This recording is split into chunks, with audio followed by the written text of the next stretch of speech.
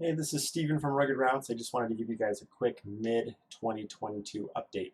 At the beginning of the year, I told you guys I was going to be bringing out about half a dozen maps and a couple new electronic accessories for the Lowrance platform. I just wanted to chime in real quick and let you guys know what's been going on. You guys may have seen the update that I pushed out within the last couple of days on the National Forest topo maps. That's available for about half of the country. A great thing if you are looking to ride someplace a little cooler than down lower elevations where it's hot, like in the desert.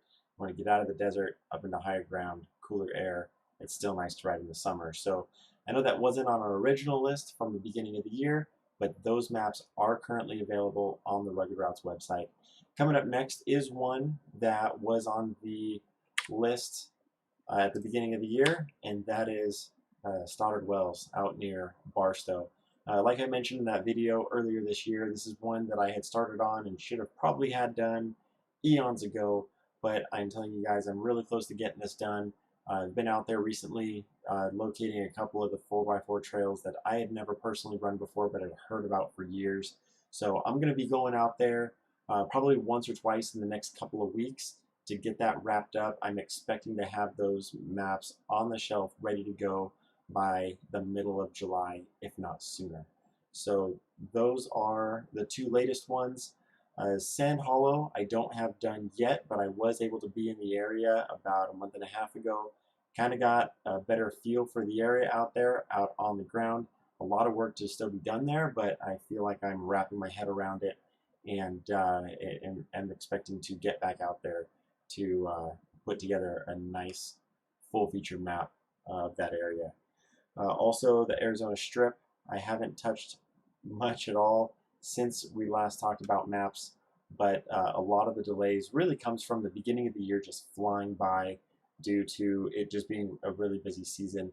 Typically, how things go with here at my desk with my business is that I'm just really busy with customers and filling orders and answering the phone and that kind of stuff for the first half of the year. As we get into the hotter months, riding season kind of dies off here in Southern California, as I know it does in Arizona and many other places that follow a similar weather pattern.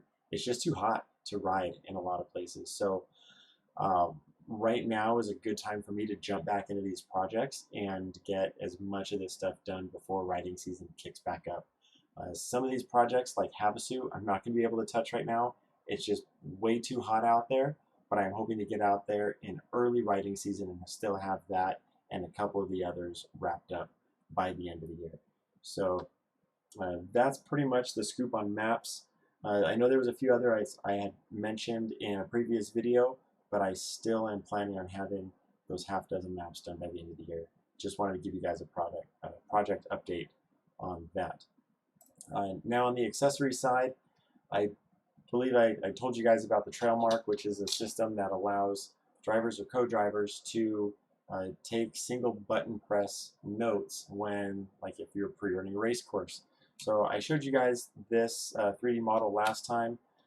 It is in physical form now. I still have some programming to do and it's a little bit of electronics work. This stuff is extremely time consuming. So I have made progress on it, but I did put it down for a little bit and I'm planning on picking that back up here very shortly. As I get the computers running on cranking out a bunch of data for the upcoming maps, typically I'm pretty much gridlocked with all my computers when I do that. So as that is running, I'll jump back into the electronic stuff and make a nice dent in not only that, but hopefully in the ECU data bridge so you can see engine data from your either street driven vehicle or side by side or other vehicles. I'm going to make it compatible with a lot of things.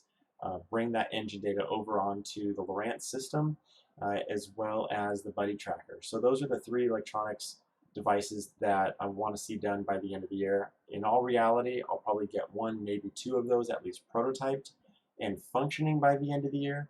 I've been dragging my feet a little bit on those, mostly because getting electronics components has been extremely difficult. And it's hard to stay motivated on something that you're not going to really be able to see come to fruition for another year to year and a half. But that's fluctuating too. So things are improving in the electronics supply world as well. So we'll see how that goes.